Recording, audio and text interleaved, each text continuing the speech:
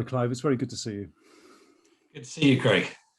And Clive, so thank you so much for agreeing to do one of our TED Talks for 2021. The subject is on decision making, what influences us. So we're going to spend 20 minutes or so just unpicking that subject and getting the benefit of your insights into it. But before we do that, perhaps I could just invite you to introduce yourself. Yes, so I'm Clive Vacher, and since October 2019, I've been the Chief Executive Officer of De La Rue PLC. It's a publicly listed company on the London Stock Exchange. It's been around for 200 years, and our main business is in the design and printing of banknotes and of authenticating both government and commercial products. Thank you, Clive. So, subject of decision making, very big subject to cover in 20 minutes. So perhaps I could just ask you to start by exploring for us how decision making works, if that's not too general a question at De La Rue. Right? It's obviously as chief executive, it's something that you must be quite thoughtful about. Perhaps you could just describe to me as CEO, what are the mechanisms or the ways that you ensure effective decision making in the organization? Well, in relation to decisions, we've had a little bit of a journey for the last year and a half because I walked into an organization that was in crisis. So at that point, there were certain decisions that just had to be made right away by myself to, for example, save money and ensure that we had enough cash flow to keep the business running. But that's not really the type of decision making that's in my heart. It was a necessity at the time, but I think it's a good it's a good example of where sometimes decision making needs to be quick, to the point, direct, despite how painful that may be.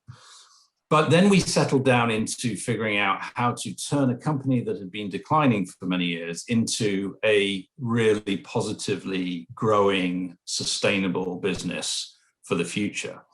And that's where the whole decision-making process came into its own.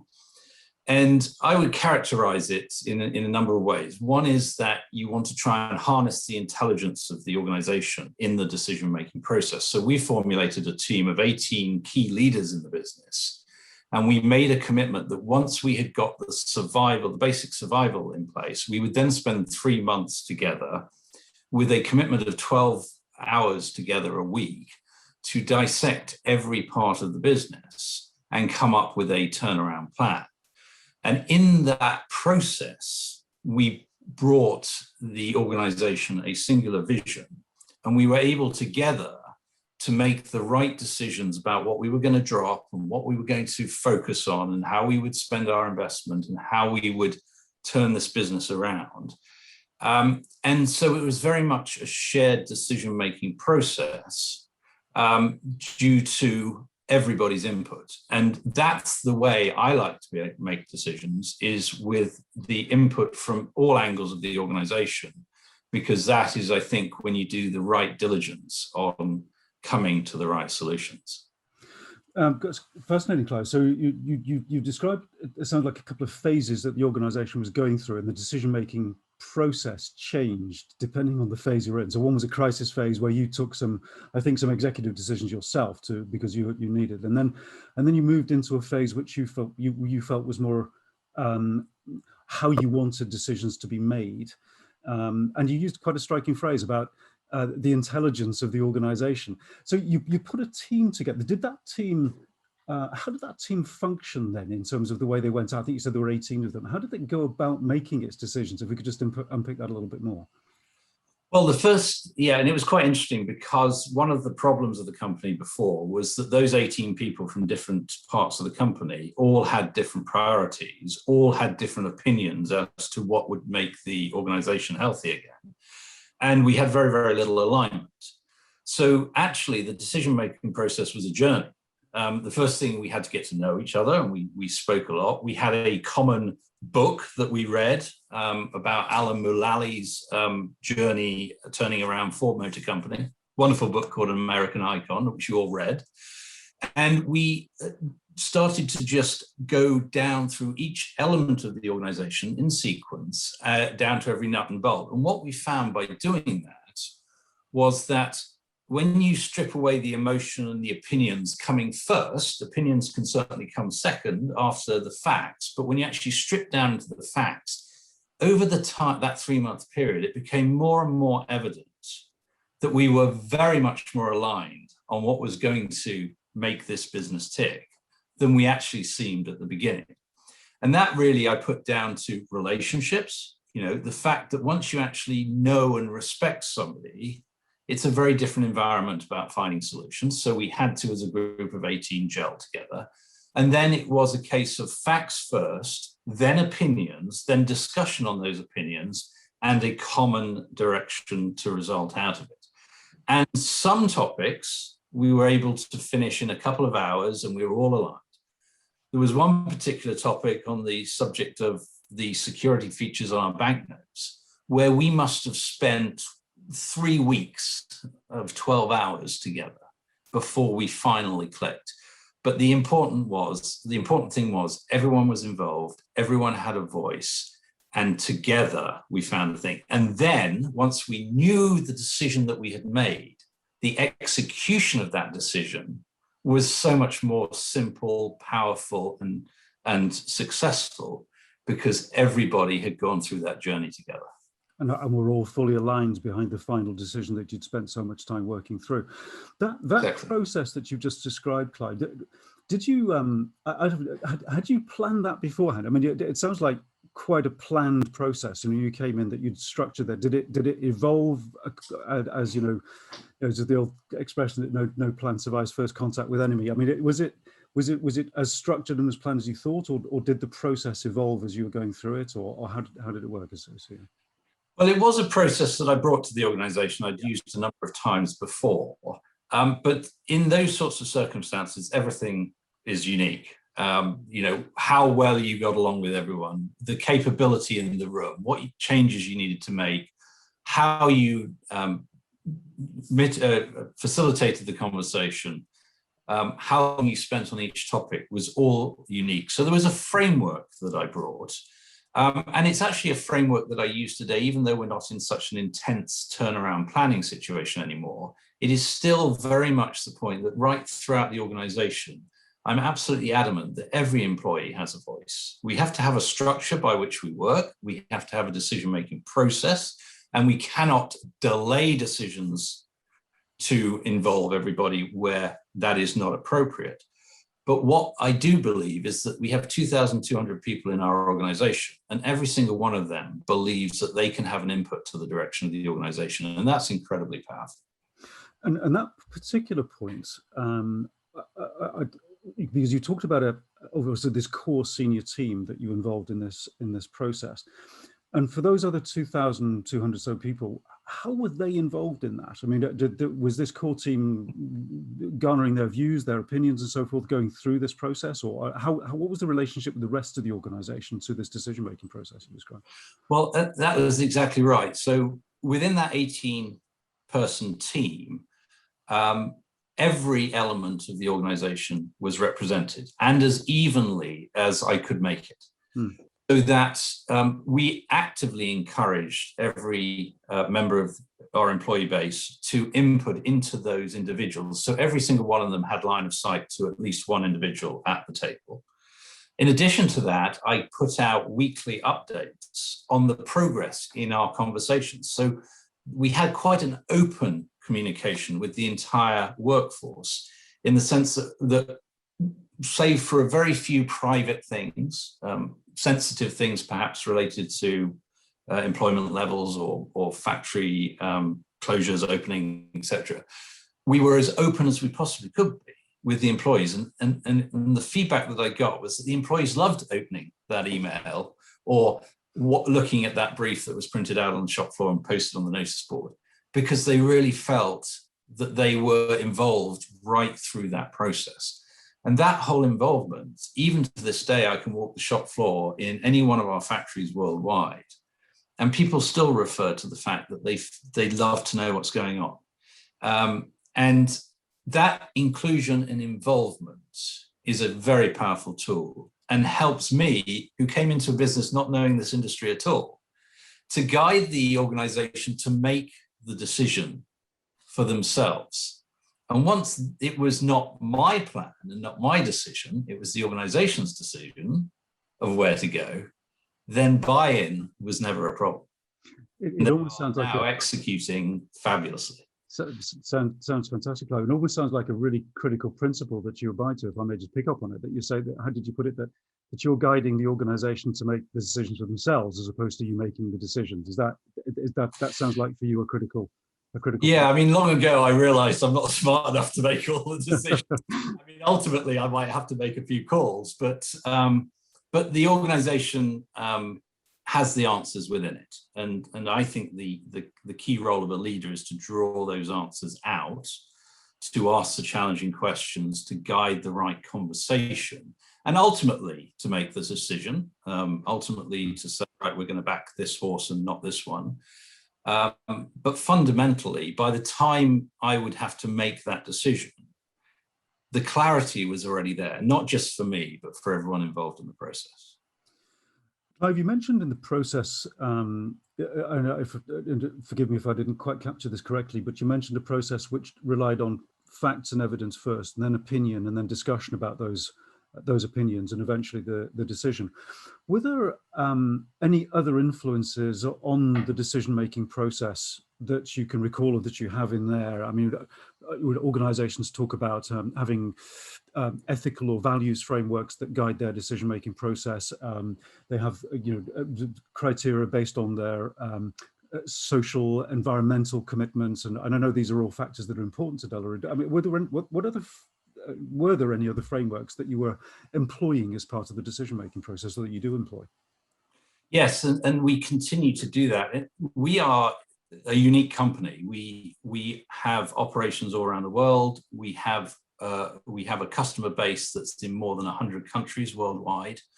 And so the whole cultural impact of the makeup of our organization is fundamental. So the whole inclusion and diversity element is a huge competitive advantage in that. And we must ensure we have the processes, and we do ensure we have the processes to draw that diversity out.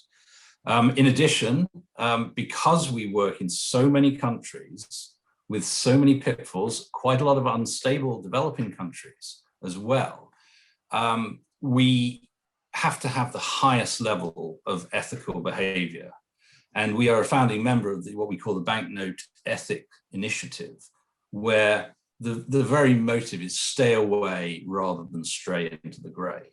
And so we set out our stall very, very early on that all of our decision making and everything that we do as an organization has the highest ethical standards, and we have procedures, policies around that. We embrace diversity. And yes, to your point about sustainability and the environment, we have a very strong initiative now that looks at the reduction of waste, the reduction, the increase in recycling, the reduction of energy usage, the move to renewable energies. Because actually, one of the biggest challenges that we are going to leave our children is the planet and the climate. So all of these are essential parts of our decision making, and right down to the decision of what we design into our products, environment and sustainability is front and center.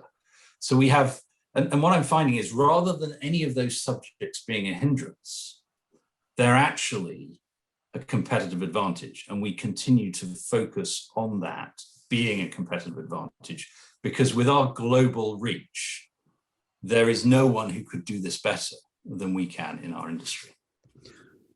Thanks, Clive. So if I were to, I know it will be an incorrect example, forgive me, but if I would, I don't know, perhaps a factory manager for Delaware in one of those, in one of your developing countries, and I have some critical decisions to make, how will I take into account some of those environmental, ethical, cultural considerations into my decision-making process? I'm just interested to know how they do that in practice. You're saying it informs all of your decisions.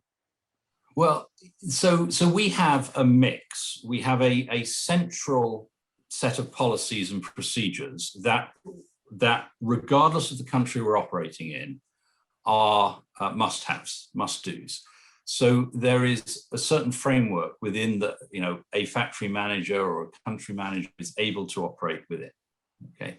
Now, individual of each circumstance of each country, culture of each country is radically different, and therefore how we approach the subject within that.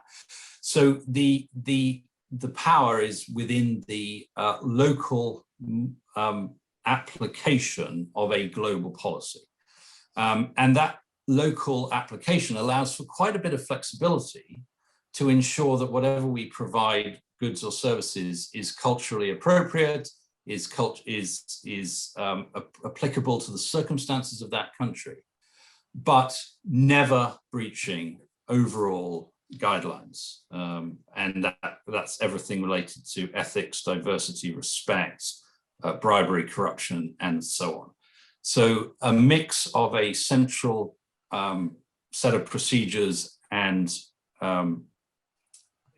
together with a local input and application of those. So those procedures act as a set of boundaries that an individual absolutely doesn't go across, and then gives them the space within those boundaries to make their own local decisions. Is that that's exactly right? Yes, and considering that we have to, and in fact we're very proud of the fact that we participate in countries that are unstable, countries in trying to provide stable monetary systems into war-torn countries is a very, very important role that we play. And therefore, we absolutely cannot stray into any grey area when it comes to ethics or any sort of lack of respect for anything in those countries. But what we're finding is that we're able to help those countries in their development by being able to bring a very strong set of values to the table in everything that we do. And one of the points that you mentioned was the strength that you have in diversity, and particularly cultural diversity, clearly as a global organization. And you mentioned that's very much incorporated, if you like, into the way that you go about making your decisions. I'd just be interested if you could say a bit more about that, Clive, about how you think about incorporating diversity specifically into a decision-making process, other than it being by default, of course, a very diverse organization. Yeah, and I think it starts by the fact that what diversity brings is a much greater breadth of views to the table. And this is where I love both diversity and I love ambiguity, because what those two things do is they force you down a path of much greater diligence in analyzing the aspects of your decision making. So if everything was simple, if everybody in an organization thought the same, you would go down a path much more rapidly and potentially not get it right. What diversity brings is, by people coming in with different viewpoints and different angles on challenges, it gives you the ability to go, you know what, my hypothesis, my worldview is actually not the optimal. And what I found is time and time again, so the important thing is, it's back to the theme of inclusion. We always look at diversity. We have great diversity, both gender diversity, ethnic diversity within within our organization. And I constantly look to develop that, because there is nothing more powerful than being in a room of many, many viewpoints who, with respect to each other and in good faith, are working towards a single solution. So in all major points of decision, in all discussions about strategy and where the organization goes, we make sure that all of the elements of our organization are included. Thank you, Clive. And unfortunately, as ever, conscious of time, perhaps we could sort of finish just by inviting you to give a little bit more of a personal reflection.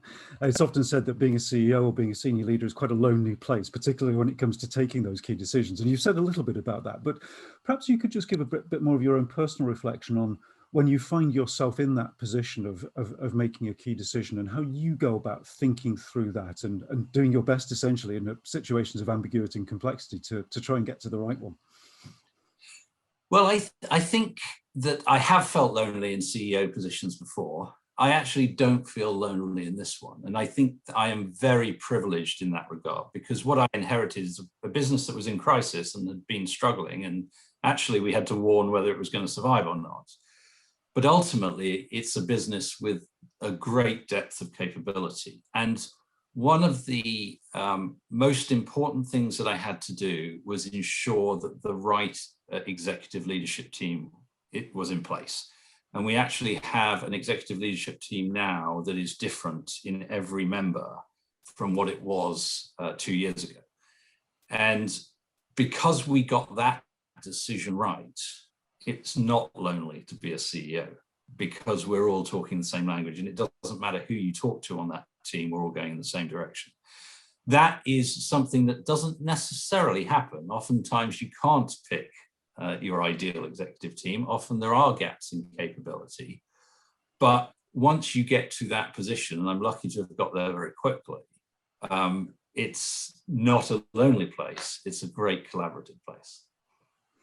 Thank you very much indeed, Clive. And unfortunately, I think we're going to have to leave it there. And obviously a fascinating discussion, which we could have continued, but just remains really on behalf of the TEDR Academy and the Lincoln International Business School to thank you so much for your insights over the course of the 20 minutes on decision making. Clive, thank you so much. It's my pleasure, Craig. Thanks. Thank you.